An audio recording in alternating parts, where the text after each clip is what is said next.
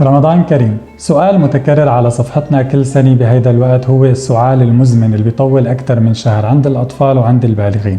بهاي الفترة الحساسة من السنة اللي هي فترة انتقالية ما بين الشتاء والربيع، ما بين هجمات الإنفلونزا المتتالية والشديدة وهجمات التحسس، بيظهر عنا السعال. ولكن السعال ممكن يكون له أسباب مختلفة.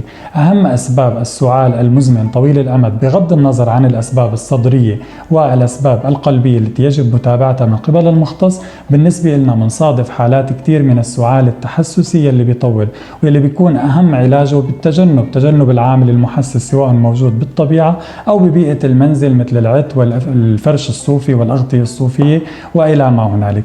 النوع الثاني طبعا بيتم علاجه بالمضادات الحساسية اللي كلنا بنعرفها.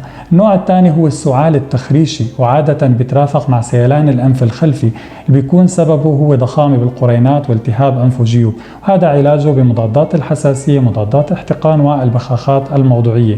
بيعمل نحنحة مستمرة وانزعاج دائم وسعال أثناء النوم خصوصا عند المريض.